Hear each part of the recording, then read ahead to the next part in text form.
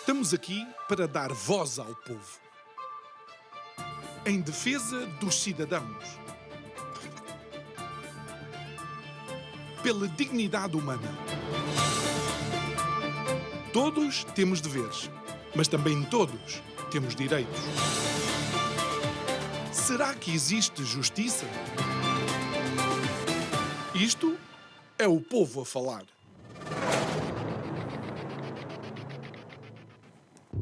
Nos anos de existência deste programa, se existe matéria que foi abordada, matéria que teve planos, estratégias, pacotes, prendas, embrulhos, foi o combate à corrupção.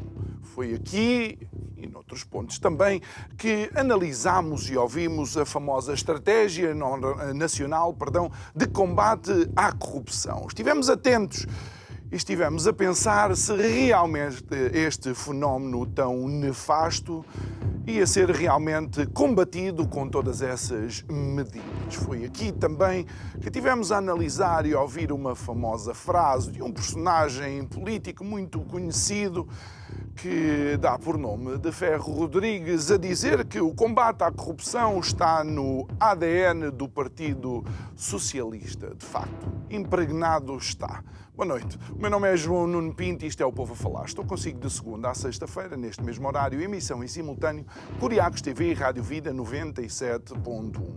E claro, o novo governo tinha que fazer alguma coisa quanto a este fenómeno. Deixou cair a estratégia e apresentou-nos uma agenda anticorrupção. Nessa agenda há 32 medidas que agora sim vão tornar mais eficaz o combate e a prevenção da corrupção. Pausa. Eu considero-me um homem de fé, mas nisto eu sou tal e qual o Tomé. Ver para crer. Digo eu que já não percebo nada disto.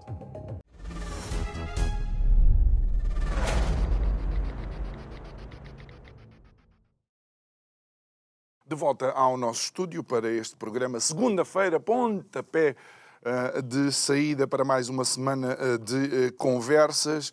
Claro, quando falamos de pontapé, especialmente na bola, estamos em pleno Euro 2024. Mas esta agenda anticorrupção, que agora tem que ter atenção ao nome, porque acabou de facto a estratégia, deve ser analisada e convidámos para o efeito o Alexandre Guerreiro. Muito boa noite, Alexandre. Boa noite. Convidámos não só pela pessoa preparada que consideramos que és, mas também porque na tua atividade profissional, obviamente, tu entendes e bem que algumas destas medidas vão implicar alterações naquilo que são, por assim dizer, os procedimentos na Justiça. Mas vamos olhar e primeiro uma visão global. O que é que tu achaste desta agenda anticorrupção e o que é que de facto pode transformar o fenómeno em Portugal? Bem, João, antes de mais, acho que existe algum paradoxo no próprio nome. Quando falamos em agenda, à partida falamos também numa calendarização no que respeita à implementação de medidas ou pelo menos à tomada de decisões. Aquilo que nós vemos aqui, não temos aqui nenhuma perspectiva de curto, médio e longo prazo. Temos um conjunto de chavões, um conjunto de alguns lugares comuns e, muito honestamente, em termos de forma, em termos daquilo que foi apresentado à população portuguesa, povo português, quando eu olho para a redação das 32 medidas, parece basicamente pouco melhor do que um programa de uma associação de estudantes do ensino secundário. Porquê é que eu digo isto? Digo isto por causa das generalidades que se colocam aqui no programa, sem nenhuma concretização. Ou seja, qualquer pessoa que olhe, por exemplo, reforçar a capacidade do portal base como instrumento de escrutínio. O que é isto? Ok, tudo bem. Parece aqueles chavões que vamos colocar aqui uma mesa de matraquilhos para os alunos poderem jogar. Parece um pouco isso. Quando? Como? O que é isto de reforçar a capacidade? Ou seja, não há concretização nenhuma.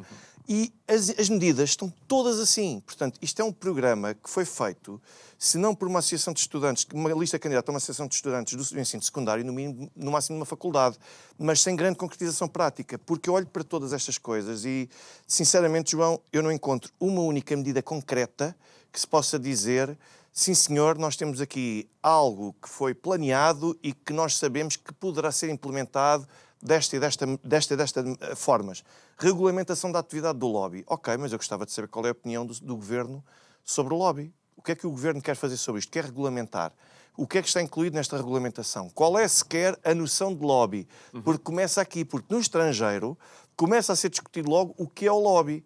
E quanto mais falar em regulamentação, mas até onde é que o Governo quer ir? E o Governo anunciou aqui 32 ideias que podia, se calhar, eu estava a tomar um café contigo ou a ver um jogo de futebol e disparamos que este país está mal, desenhámos aqui isto está tudo mal neste país, portanto eles deviam era combater a corrupção. E foi o que saiu daí. Portanto, a conversa parece que foi por aí. Mas depois nós encontramos, e verdade seja dita, eu posso dizer que a generalidade das 32 medidas vão ao encontro daquilo que eu aqui te descrevi, mas depois por acaso encontramos aqui coisas que eu sinceramente ficou muito a pena que o Governo não tivesse minimamente concretizado. Por exemplo, quando nós falamos no sistema da colaboração premiada, por exemplo, aqui medida 22, alargar os mecanismos da colaboração premiada, a famosa delação premiada, isto é uma coisa que já se discute há muito tempo. Eu acho que o Governo teria toda a capacidade para dizer, por exemplo, a que tipo de áreas é que queria estender isto.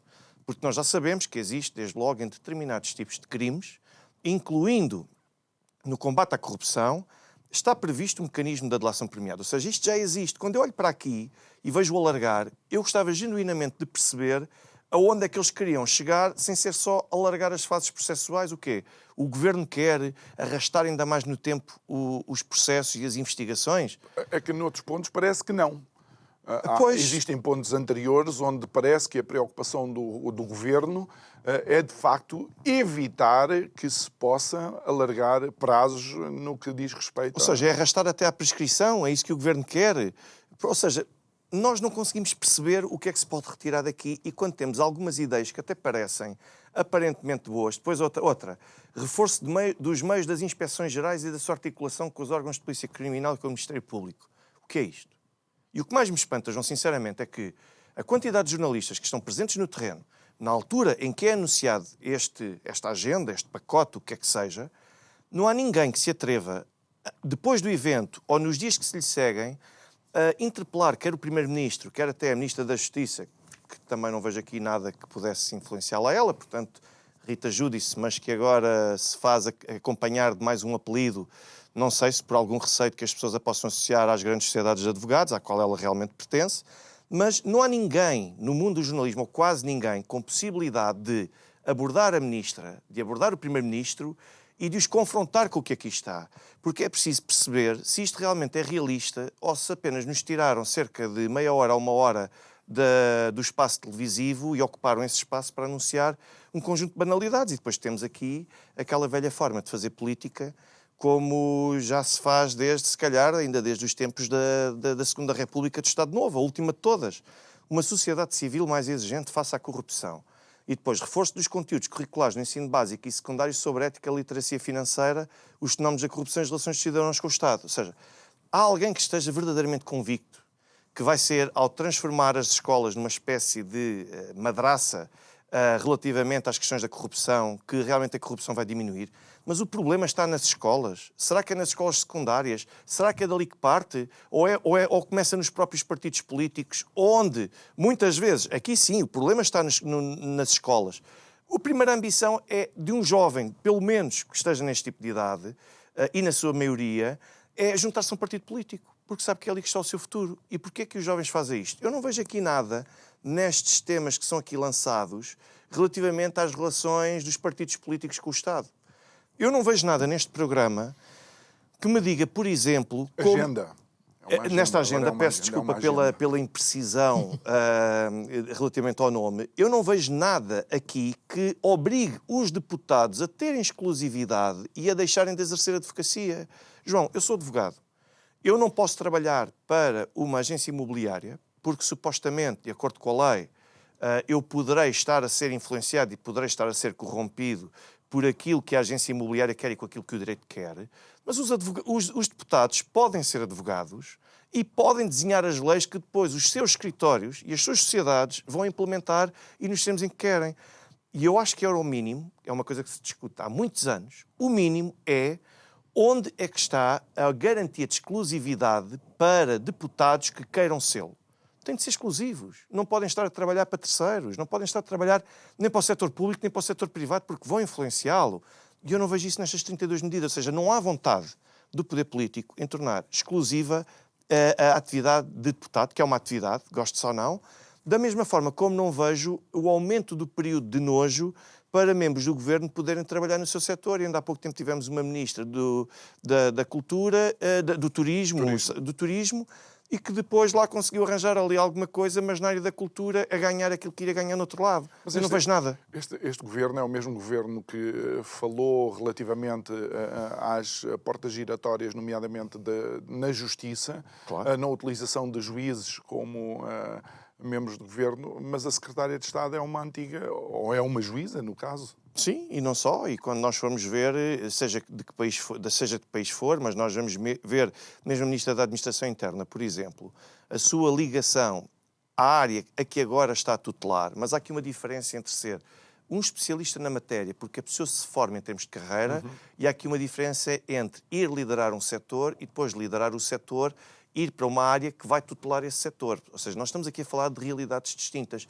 É um bocado o Centeno verificar, o Centeno governador do Banco de Portugal, Exatamente. a verificar o que Centeno ministro das Finanças. Era o mesmo que Centeno voltar agora outra vez a ser ministro das Finanças. Okay. Era exatamente a mesma coisa. Ou seja, não me parece que logo aqui, portanto, alguém que consegue moldar e criar vícios, criar certo tipo de estruturas e organizações que estejam capacitadas e apetrechadas de uma determinada forma, e depois ir tutelar para ver se aquilo afinal está a ser bem tutelado ou não. E nós vemos aqui, João, ainda um conjunto de outras coisas que nós não vemos aqui um conjunto de outras situações que, a meu ver, tinham de estar aqui presentes, que é desde logo a questão da corrupção passiva, que é aquele que é corrompido. Nós nunca na vida, que essa foi uma questão que levantou controvérsia com o Partido Socialista aqui há alguns anos, que queria propor a delação premiada para os casos de corrupção passiva também. Ou seja, aquele que era corrompido e aquele que estava no lugar ministerial e que aceitava o suborno, vir depois querer beneficiar de uma atenuação da pena se denunciasse aqueles que os corromperam.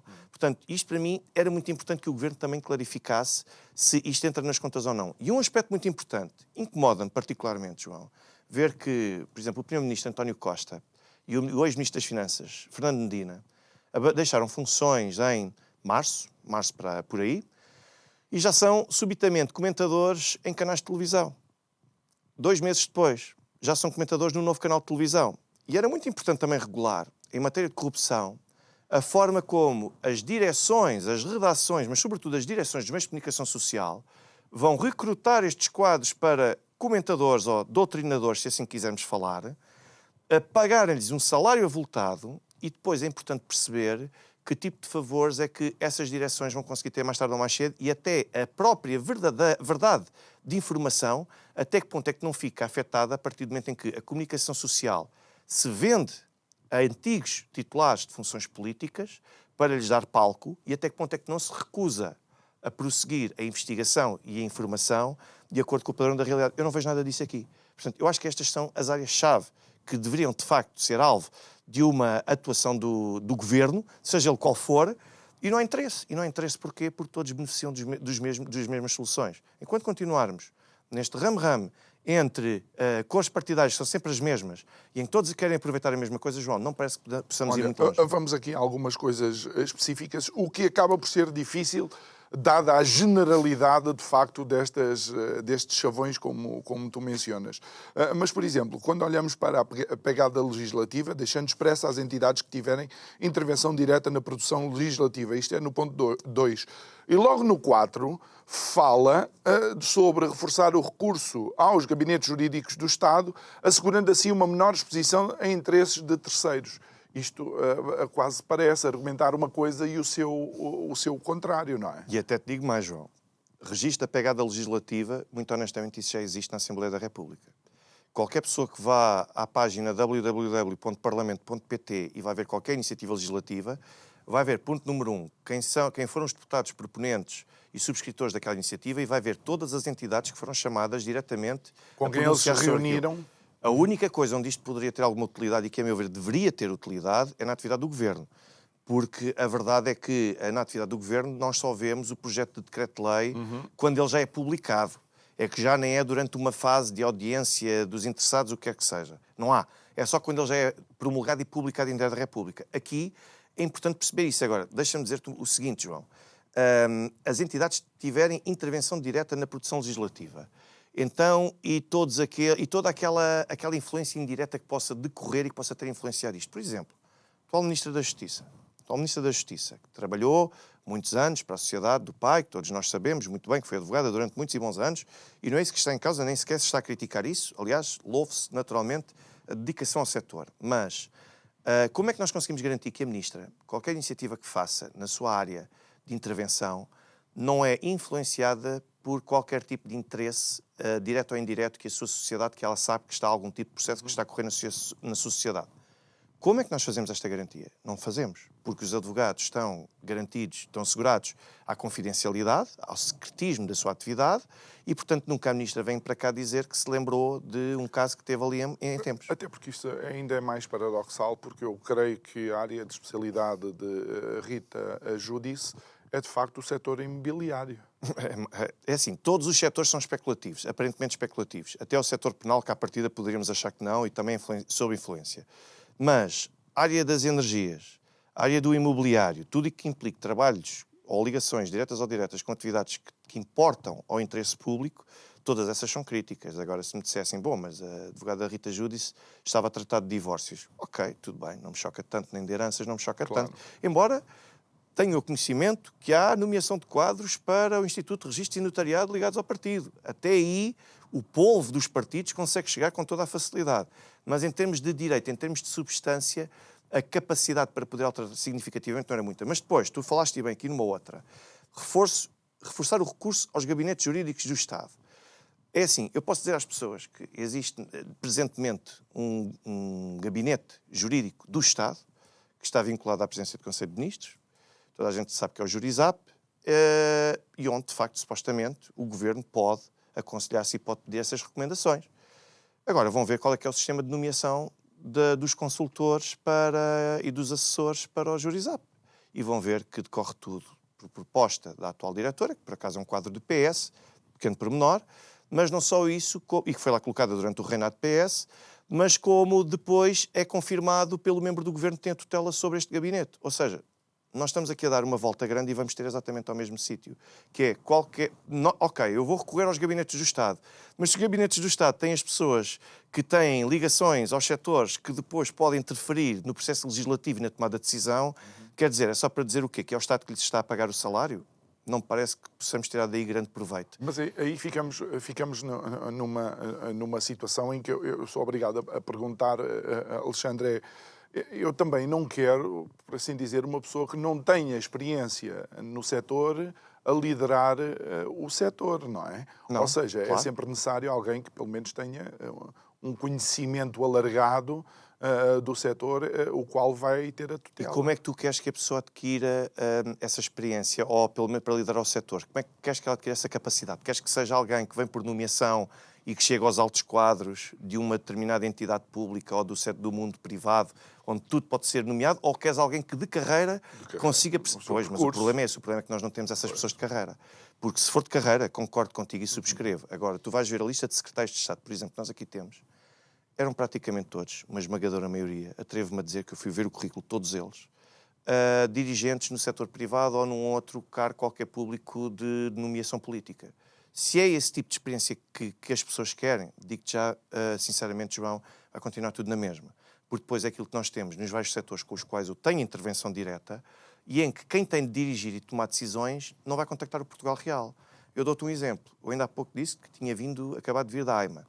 A AIMA, o diretor da AIMA, que foi nomeado politicamente, esse diretor da AIMA nunca meteu os pés numas instalações da AIMA para ver como é que aquilo funciona das 8 até às 4, 5 da tarde. Não sabe o que é que os funcionários, o que é que os agentes, os técnicos superiores, o que é que todos eles passam no dia-a-dia, a tensão que se sente ali, o excesso de trabalho, a falta de meios, e depois tomam decisões. Portanto, é um quadro político, nomeado politicamente, para ali, para apenas te limitar a cumprir ordens e a não criar grande célula. Agora, se tu me disseres, mas temos aqui uma ideia para nomear, o Governo tem uma ideia para nomear para este cargo, alguém que começou como inspetor do CEF e foi progredindo por ali fora. Isso é completamente diferente.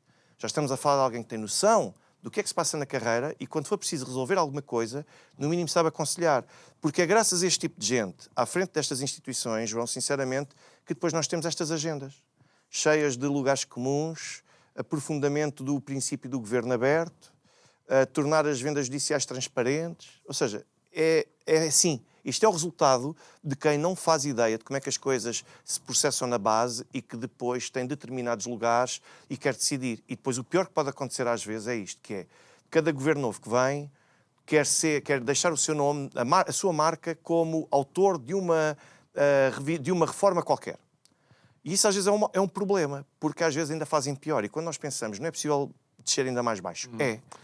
Ainda se fosse uma reforma, mas em Portugal reformas estruturais é uma coisa que não vejo há algum tempo. Nada, não há Olha, nada. deixa-me levar-te aqui para um dos pontos que tem criado maior celeuma também na comunicação social, que tem a ver com a punição efetiva, onde o Governo, número 9, fala em criar um novo paradigma de perda alargada de bens a favor do Estado, fazendo reverter bens e proventos económicos da corrupção a favor do Estado. A questão é que coloca-se em cima da mesa a possibilidade, inclusive, de esse arresto dos bens ser feito ainda antes de que haja uma sentença que tenha transitado em julgado. Esse é o problema, e já tivemos um exemplo disso num caso distante, não relacionado com corrupção, nomeadamente relacionado, por exemplo, com o traficante de droga, que, como sabem, o processo ainda não tinha sequer havido uma primeira condenação. Quanto mais ter transitado em julgado, e já estava o ex-ministro Eduardo Cabrita a conduzir, ou neste caso com o motorista a conduzir o seu carro, que pertencia a um traficante de droga, e depois tivemos o ridículo, e a meu ver, sinceramente, com toda a razão, que é o traficante a pedir a restituição do carro, porque ainda não houve uma decisão transitada em julgado. Agora, se tu me disseres perda alargada de bens a favor do Estado, primeiro eu quero saber o que é isto da perda alargada. O que é que compreende? Que tipo de bens é que compreende? Ponto número 1. Depois, ponto número 2, eu quero saber qual é a fase em que essa passagem para o Estado também tem lugar. E repara que nem isso se consegue aqui exemplificar, nem isso se consegue concretizar. Ou seja, parece-me que o Governo está aqui um pouco perdido. Só agora é que o Governo vai pegar nisto e vai ver o que é possível fazer e o que é que não é possível fazer. Mas sim, sem dúvida, esse é um ponto que causa celeuma. Uma coisa é teres o arresto dos bens, o arresto provisório, mas não lhes dares utilização. Não é tu dares utilização já a servir o Estado como se presumisse que a pessoa, ainda antes de ser condenada, que já vai pagar, portanto, mais vale isto ficar já para o Estado. Mas tens ainda também um conjunto de outras coisas. Olha, posso dizer outro logo aqui, por baixo onde diz agravar a pena acessória de proibição do exercício de funções públicas ou políticas. Onde é que se quer? Isto já existe. Portanto, a menos que o Governo concretize onde é que quer chegar, se quer chegar em termos de anos de cumprimento desta pena acessória, ou se quer alargar ao tipo de atividades, a menos que seja isso, isto já existe. E depois temos ainda a criação de uma lista negra de fornecedores do Estado. Sim. Então, mas eles não existem. Estas empresas não são já condenadas. Quem as contrata deveria saber se fizer o trabalho de casa, que é o que está na lei dos contratos públicos, na lei da contratação pública, isso já obriga a entidade contratante a confirmar se existe ou não algum tipo de envolvimento desses fornecedores com algum outro tipo de condenação no Estado. Porque é uma lista negra para quê? Para todos nós irmos lá à base de dados e aparece agora aqui o nome da empresa? Então, e os casos em que a empresa depois é dissolvida e depois temos os mesmos diretores, os mesmos sócios a abrir outras empresas, incluindo quadros ligados ao poder político? Ou seja, não há aqui nada, João. Sinceramente, não há aqui nada que se possa aproveitar de jeito. Sendo inclusive é que nós já vimos e já assistimos a casos de empresas que eram abertas na véspera de uma decisão do Governo qualquer, efetua o negócio com o Governo e assim que o negócio é efetuado, as empresas acessam, não é? Ou a famosa, lembras-te das golas? Sim, que outras. foram vendidas por uma empresa de computadores, as golas antifogo, tal vendidas por uma empresa... Estamos cheios de casos desse. E eu ainda me lembro de um aqui em Lisboa, na Câmara de Lisboa, já lá vão aí uns, se calhar, 7, 8 anos, em que um quadro de um determinado partido, eu não quero dizer o nome do partido para não estar sempre aqui em cima do mesmo, aí as pessoas pensam que eu estou aqui a atacar uns e a deixar os outros de lado, mas não. São todas as cores políticas, mas eu posso dizer que esse quadro decidiu criar uma entidade que se dedicava à organização de cerimónias fúnebres, mas na qualidade de associação. E conseguiu receber somas ainda avultadas por parte da Câmara de Lisboa, na altura ainda liderada pelo Partido Socialista, para fazer cerimónias como se fosse de despedida da pessoa, mas sem serem cerimónias fúnebres oficiais. E criou-se uma associação, criou-se um negócio e conseguiu-se garantir que as pessoas certas, nos sítios certos, conseguiam financiar esse negócio, que nunca sei que atividade é que teve, mas a verdade é que, salvo erro, ou recebeu 10 ou foi 20 mil euros da Câmara Municipal de Lisboa. Outra ainda, João, deixa-me dizer só mais uma, que é os partidos políticos que recebem financiamento ou dinheiros públicos para que os seus quadros trabalhem numa Assembleia Municipal, num Parlamento, onde quer que seja, e depois são utilizados para trabalhar esses fundos para que a pessoa trabalhe para o partido ou para que trabalhe para um fim completamente diferente daquele através do qual recebe dinheiro. Olha, e uma vez que mencionaste isso, e já voltamos às medidas, algo que está, se calhar, estrategicamente desaparecido destas 32 medidas é, de facto, o financiamento partidário, que é provavelmente, se olharmos para a vizinha Espanha, os maiores casos de corrupção em Espanha estão diretamente ligados ao financiamento partidário. Claro. E nós diretamente ligados. Mas olha que nós o caso Gürtel, o rato, o famoso rato, essas coisas. E aqui em Portugal, aqui em 32 medidas, não há nenhuma que aponte para o financiamento partidário. Não há interesse em chegar aos partidos. Aliás, talvez exatamente por isso é que também nós não encontremos nada que possa tocar aos deputados.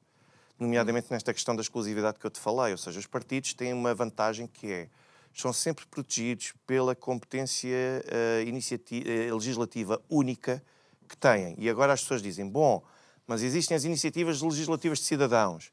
Isso seria muito bonito se, de facto, os cidadãos pudessem apresentar um projeto, uma proposta de lei, e depois automaticamente conseguissem garantir que entraria em vigor sem os deputados. O problema é que as pessoas andam a recolher assinaturas, fazem uma proposta de lei que apresentam ao Parlamento e depois os deputados simplesmente vamos votar, vamos recusar, vamos reprovar.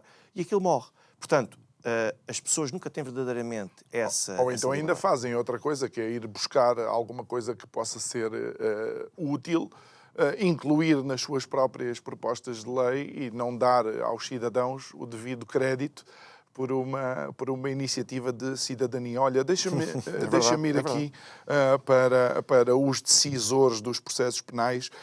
No ponto 19, fala em reforçar os poderes de condução e apreciação do juiz no processo penal com mais capacidade para evitar expedientes manifestamente dilatórios. Quando pensamos que Sócrates está há 10 ou 11 anos à espera do que quer que seja, é nesse sentido, ou também estamos a criar a possibilidade do aparecimento de um juiz que tem um poder de tal maneira que, eventualmente, faça justiça à sua maneira? Não acredito nessa última hipótese, acredito na primeira, porque realmente é um problema, que são as pessoas que conseguem aproveitar o sistema construído pelas sociedades de advogados que são consultoras, por estes deputados que são advogados ao mesmo tempo, por ministros que também já foram advogados e tudo mais, e conseguem criar aqui os artefactos suficientes para continuar a adiar os expedientes. Portanto, e uma das coisas que naturalmente se tem de decidir obrigatoriamente para evitar isso é os despachos, os requerimentos que são apresentados e o tipo de recursos não podem ter este princípio tão garantístico como tem em Portugal e que permite que as pessoas, mesmo depois de terem sido tido a sua sentença ou o seu acórdão confirmado em sede do Supremo Tribunal de Justiça, que ainda possam apresentar mais um recurso para o Tribunal Constitucional e que a qualquer altura possam sempre andar a interromper isto. Portanto, tem de haver, desde logo, lugar a uma revisão. Essa revisão é muito importante a nível de lei processual, não só penal, mas como de todas as outras, e que nos permita a todos, de facto, avançarmos diretamente para o objetivo, em vez de andarmos aqui muitas vezes nos entretantos e de audiência em audiência ou de sessão em sessão até... Mas eles aqui apresentam uma proposta no 21, que é rever o regime dos recursos. Sim, mas isso é complemento, por exemplo, do outro, quanto aos efeitos e ao momento da subida ao Tribunal Superior, obstando a utilização do direito ao recurso com intenções meramente dilatórias. Mas isso já é outra, a questão do recurso é outra. Agora, há quem fique, através dos requerimentos, a garantir a suspensão dos prazos processuais quase ab eterno. Primeiro porque vai apresentar um incidente de escusa. Aquela juiz não é de confiança. Sócrates fez isso, salvo erro, já mais de uma dezena de vezes. Todos os juízes que lhe eram nomeados tinham todos incidentes de escusa, entre o responder, entre ter o superior a confirmar, ter o Conselho Superior de Magistratura se fosse necessário. Nós chegámos aqui a este ponto. Portanto, esses incidentes dilatórios têm terminado de uma vez por todas. E por falar em incidentes dilatórios, sabes, e em incidentes de escusa, que também são muito importantes para a questão do combate à corrupção, sabes que é muito importante também nós definirmos, em termos de lei processual, até que ponto é que a amizade não influencia a capacidade e o discernimento de poder decidir sobre certas coisas. porque isso acontece. Já aconteceu em vários processos, vários deles mediáticos até, o juiz que é amigo de família ou cujo filho é amigo e de casa de um arguido, até que ponto é que isso influencia? De acordo com o Código de Processo Penal, isso não é suficiente para entender que a pessoa poderá estar ferida de ilegitimidade para tomar uma decisão sobre aquele processo. Porque a amizade, como é que se define e determina a amizade, não existe lei que consiga definir isso, mas é preciso definir esses critérios. E depois digo-te outra coisa, por falar em amizade, João, é que não há aqui nada nestas 32 medidas que eu consiga retirar daqui, algo que eu diga, de hoje para amanhã nós não vamos voltar a ter o Dr. Nuninho a tomar decisões com o Secretário de Estado Lacerda Salles para que a senhora luso-brasileira venha a levar um tratamento de 4 milhões de euros. Não há aqui nada que impeça, ou que pelo menos garanta que se alguém tentar, que vai ser severamente punido por isso. Portanto, esta agenda de combate à corrupção continua a permitir que o filho do Presidente da República possa continuar a fazer as suas diligências, porque é a pessoa certa no lugar certo, que as pessoas do Hospital de Santa Maria continuem a tomar decisões e a ficarem calados, em vez de denunciarem as pressões de que foram alvos. Mas aí quase que fechamos o ciclo relativamente a uma das tuas primeiras intervenções. Ao ser por nomeação, a pessoa está exposta, porque se fosse por competência, a pessoa tem o seu próprio currículo e não deve favores a ninguém, não é? É logo um critério de reforço. Logo aí, o currículo, a pessoa ser avaliada pela carreira que teve, pelo facto de não estar envolvido em atividades partidárias, até porque depois o que isto tudo alimenta, lá está, é aquilo que eu falava das escolas, que é os jovens, ainda antes sequer de chegarem a uma faculdade, um dos primeiros objetivos já é serem jotas numa juventude partidária qualquer, porque sabem que logo ali há uma grande probabilidade de, independentemente do mérito que venham a ter, académico ou até profissional, de conseguirem alguma coisa onde vão ter um salário razoavelmente acima da média. Portanto, e se é este o tipo de sistema que nós realmente queremos ter para a nossa sociedade, incluindo este sistema de favores, em que realmente as pessoas podem fazer favores, mas no fundo eu estava a fazer o interesse público, eu estava a fazer o melhor, quer dizer, não sei, não contem comigo porque eu não sou propriamente alimentar este tipo de Eles sabem que vão ter que abdicar da opinião própria. Não sei se já viram qual é o ambiente partidário. E quais são as contrapartidas? E quais são as contrapartidas? É ir à luta? Não, pois, a questão é essa. A questão é que muita gente não quer ir à luta. A questão é que muita gente prefere estar inserido nesta rede de favores que, de uma forma ou de outra, as pessoas estão escudadas. Por exemplo, eu ver uma médica, cardiologista, ex-ministra Ana Jorge, a dirigir a Santa Casa da Misericórdia, sinceramente nunca consegui compreender como é que de um ponto a pessoa chega à outra, a não ser pelo tachinho partidário, ponto final. Ou até mesmo o antigo ministro também, Correia de Campos, a mesma coisa. Portanto, há pessoas com carreiras completamente ao lado daquilo que é a sua experiência profissional e conseguem tutelar setores. Já tivemos Pedro Santana Lopes também à frente da Santa Casa. Também, bem, mas ao menos ainda era jurista e ainda tinha a ligação de longos anos, a ligação de longos anos à cidade de Lisboa. Agora, a ex-ministra Ana Jorge exercia funções no Hospital Garcia de Horta, a sua ligação, o seu vínculo profissional não tem nada a ver com a solidariedade social e depois nós chegamos aqui a este ponto de não percebemos como é que se chega de um ponto a outro. Aliás, tal como, por exemplo, eu não consigo compreender como é que o Ministro da Defesa, Nuno Melo, consegue ser Ministro da Defesa. Se falar publicamente sobre a recuperação do serviço militar obrigatório é suficiente para haver nele o Ministro da Defesa? Pelo visto, há quem ache que sim. Agora, depois temos, por exemplo, esse mesmo Ministro a dizer na televisão que nem sequer sabe dizer o que é que quer dizer NATO. Portanto, e vem dizer em público que é o Tratado do Atlético Norte. Portanto, e depois de se baralhar e depois de se atrapalhar. Quer dizer, é assim que nós conseguimos encontrar esta série de pessoas que não estão capacitadas, João. Eu acho que, nesse caso, para o atual Ministro da Defesa, tínhamos que descer algumas léguas submarinas para entender o porquê que ele lá está. Exato. E aconselho, olha, Nautilus, não sei, as 20 mil léguas submarinas. Deixa-me conversar contigo também aqui uma situação que me preocupou de alguma forma, até por causa da polarização da nossa sociedade atualmente, que é atualizar o regime legal dos meios de obtenção de prova em ambiente digital, que é o ponto 24, e imediatamente eu coloquei aqui 2 apontamentos, um é a proteção de dados e outro é a privacidade. Onde é que o cidadão fica exposto e onde é que está, de facto, aqui o perigo em que a prova obtida, por assim dizer, seja utilizada depois como alavanca para decisões políticas de coisas que não têm nada a ver com aquilo que esteja a ser investigado. Temos sempre de ter um magistrado por trás de qualquer decisão, e eu espero que o Governo, ao estar a pensar nisto, que pense nisso.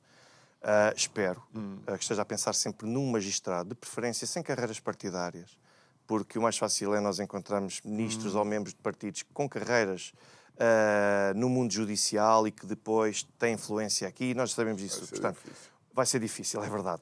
Mas tem sempre de haver um magistrado por trás, quer do Ministério Público, para ordenar a realização destas diligências, quer depois também um magistrado judicial para validar todo o tipo de ações. Tem de haver sempre um freio em contrapeso, não pode ser um procurador sozinho que toma a livre iniciativa de desencadear buscas que violam a privacidade de terceiros e depois, ao mesmo tempo, escolher o que é que deve e o que é que não deve ser escolhido e o que é que deve ou não deve ser destruído.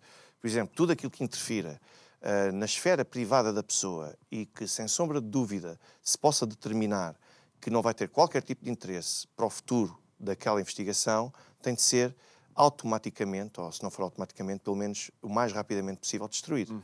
Porque aí já é uma violação, é um sacrifício que se põe à pessoa e depois nós corremos o risco de haver fugas de informação, nós corremos o risco, aliás, tal como outra coisa, por exemplo, eu lembro-me ainda quando veio para público os interrogatórios a José Sócrates, independentemente da posição que cada um tenha sobre José Sócrates, aquilo nunca devia ter acontecido. As escutas também que foram feitas a José Sócrates e que só muito mais tarde é que foram destruídas pelo Supremo, também não deveriam ter, algumas delas e algum do seu teor, vindo para público. Agora, contrariamente àquilo que foi feito, que foi a destruição, na altura até por instrução de um membro do Supremo Tribunal de Justiça, cujo filho até entrou para uma carreira no Estado após o despacho de José Sócrates, espero que seja uma mera curiosidade. Com certeza. Com certeza. É importante preservar todos esses elementos para saber se eles podem ser utilizados ou não criminalmente para qualquer tipo de fim. E nós não vemos esse interesse em destruir. Mas eu vou falar contigo como cidadão e até me vou retirar um pouco da mesa enquanto apresentador. Mas essas escutas, ou seja, como não está a acontecer nada ao processo José Sócrates, essas escutas pelo menos permitiram-me perceber quem era José Sócrates. Claro. Permitiram perceber como é que ele influenciava as pessoas à volta dele. Permitiram-me criar um perfil psicológico de José Sócrates que, enquanto a Justiça não toma uma decisão, e vamos para mais de 10 anos, eu pelo menos consigo. Caso José Sócrates se candidate a qualquer cargo governativo, dizer, eu nele não voto. Mas isso é justiça popular adaptada naturalmente ao ambiente eleitoral. E eu aí concordo contigo na medida em que é a justiça também a mostrar o quão lesta não é para poder fazer e tomar essas mesmas decisões. Porque eu acredito que no momento em que um tribunal conseguir tomar e proferir uma decisão, ainda estamos a falar em algo que ainda nem sequer chegou a sede de julgamento, quanto mais aos recursos todos. Se conseguirmos ter uma justiça relativamente célere para estes casos, eu acredito que a questão da justiça popular vai ser mais facilmente abandonada porque as pessoas vão encontrar legitimidade na decisão que foi tomada por um tribunal. Deixa-me dizer-te ainda outra coisa também, João, que eu tenho andado a pensar desde que foi anunciado este plano de combate à corrupção. As pessoas diabolizam a famosa, que chamam de lei russa, de agentes estrangeiros, mas, a meu ver, também era muito importante que nós tivéssemos esse tipo de legislação, que, aliás, tenho de desmentir desde já, a lei não é russa.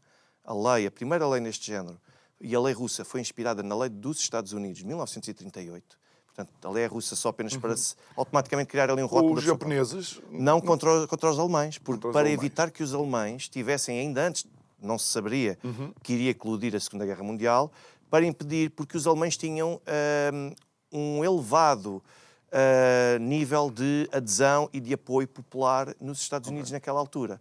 Para evitar que eles controlassem os setores estratégicos do Estado, em 1938 foi aprovada e implementada legislação própria contra os agentes estrangeiros para evitar que os nazis conseguissem, na altura, apoderar-se de forma legal de meios de comunicação, de entidades que tinham influência direta na sociedade e tudo mais. É interessante, porque recentemente houve um outro país qualquer, e agora estamos a falar de política internacional, que creio que reforçou também essa medida. E aqui de El Rei o Ocidente ficou muito espantado que um país tente de alguma forma também salvaguardar a sua soberania. Não me recordo que país é que é, não sei se teria sido... A Hungria tem uma legislação própria também sobre os agentes estrangeiros e, aliás, há casos da Hungria, isto dá também para mais um ou dois programas sobre Eu creio que tens... acho que é isso mesmo. É para evitar, e que aqui está relacionado também financiamento partidário. E esta lei dos agentes estrangeiros da Hungria, que eu conheço porque na altura, aqui há cerca de um ano, andei a acompanhar tudo sobre isso e a forma como isso impactou na Hungria, foi inspirada exatamente pela questão do financiamento partidário, porque tínhamos uma oposição a organizar-se contra Viktor Orbán e que se estava a organizar com base em financiamento proveniente do exterior, mas que não era diretamente canalizado nos partidos políticos, porque isso era proibido. Ou seja, eram criadas associações.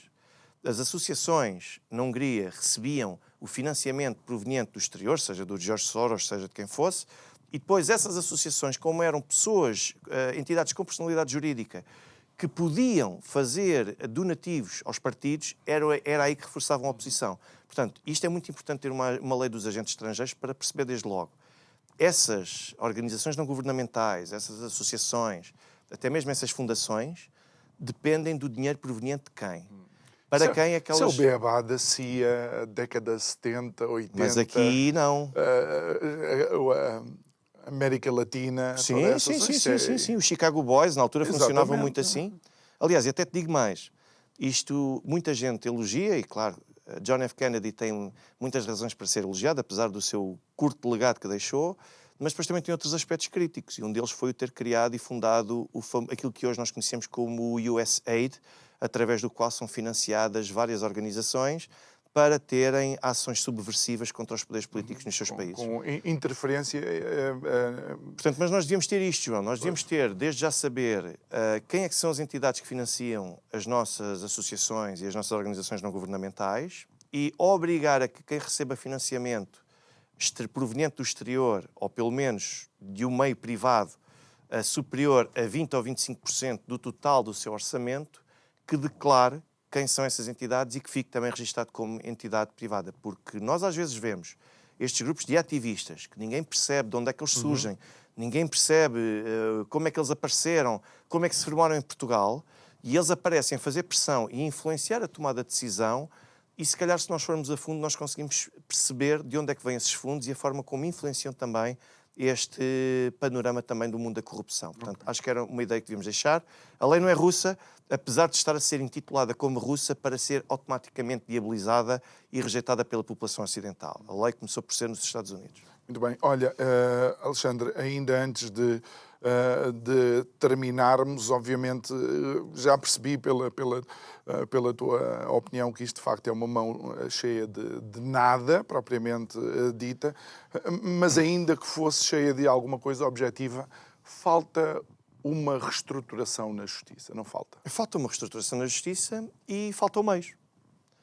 Nós não temos oficiais judiciais disponíveis, nós não temos escrivãos suficientes, nós não temos magistrados suficientes e nós continuamos a olhar muito para o sistema de avaliação e para a produção, muito naquela ótica ainda da era industrial. Portanto, o que interessa é ou o número de horas que as pessoas lá passam ou então o número de pessoas que as pessoas que despacham na cadeia de montagem.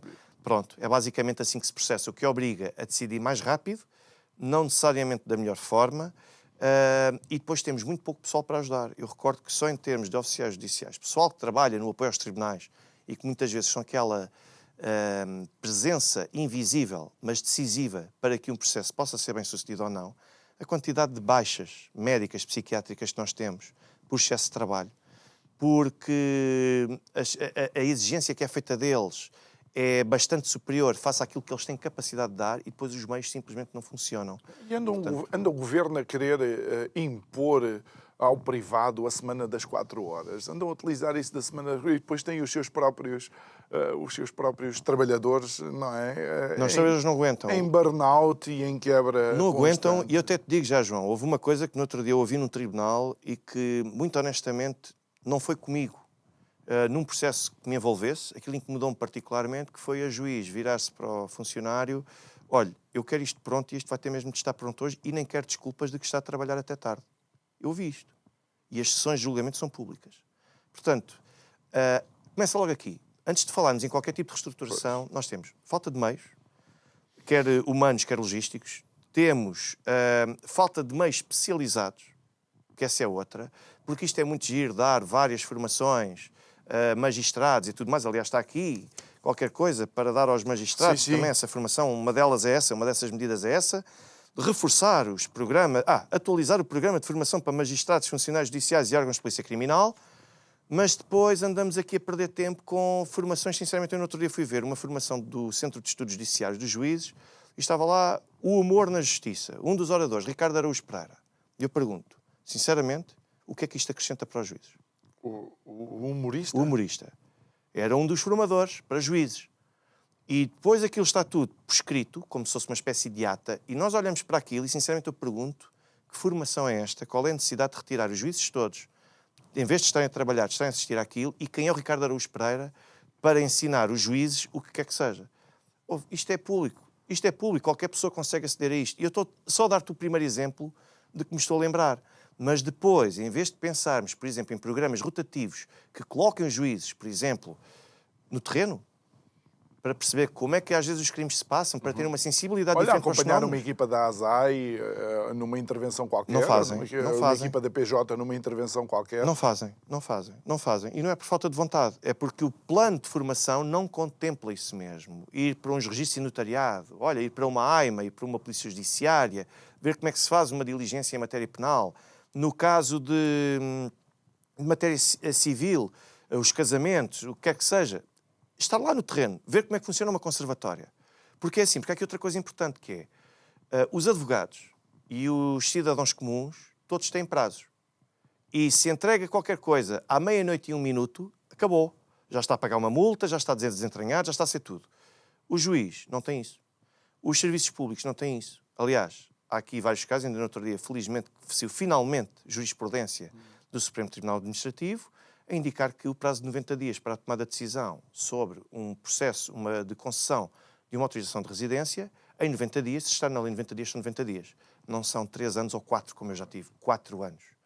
Será que as pessoas sabem o que é viver 4 anos na semi-clandestinidade? Porque não estão clandestinos, mas ao mesmo tempo não conseguem abrir contas bancárias, não conseguem fazer tudo.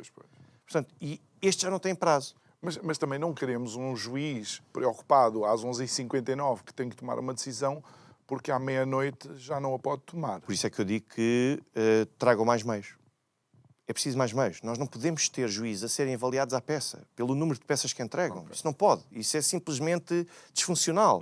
O pessoal nos tribunais, basta entrarem na secretaria de um qualquer tribunal, vocês veem as pilhas de processos que ali estão, e depois entre expedientes e um conjunto de outras coisas que ninguém sabe, não é possível nós termos, às vezes, um funcionário judicial adscrito a um juiz. E não dá. A verdade é que ainda me recordo que foi Rui Rio que apresentou uma grande proposta de reforma na Justiça, uma vez que estava na oposição e nada podia ser feito, e o PS acho que bloqueou essa reforma. Claro, e provavelmente vai acontecer o mesmo quando acontecer ao contrário, quando for o PSD agora a propor, quando for agora o PS a tentar sabotar aqui as mesmas medidas. Portanto, parece-me que é de parte a parte e é o que dá nós termos este sistema político.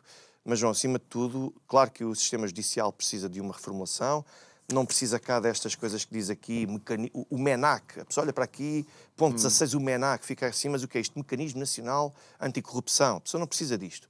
A pessoa precisa de quadros nos tribunais, quadros e meios na Polícia Judiciária e depois de pontualmente fazer alguns ajustes na lei processual. E acredita que as coisas vão começar a correr a um ritmo e com uma eficácia completamente diferente. E aí podemos, de facto, ficar descansados quanto a um dos grandes pilares da nossa sociedade. Pelo menos ter esperança. A justiça, pelo menos ter esperança. Alexandre Guerreiro, obrigado por ter estado aqui connosco a analisar esta agenda anticorrupção, que agora temos que fazer o reboot daquilo que costumamos utilizar enquanto forma de identificar esta preocupação do Governo. Obrigado a si também que nos acompanhou neste programa que iniciou toda uma semana de conversas. Já sabe que pode ver e rever esta e outras conversas subscrevendo o canal de YouTube do Isto é o Povo a Falar. Vá até lá, subscreva o canal, clique no sininho para receber as notificações sempre que fazemos o upload da conversa. Partilhe também com os seus amigos por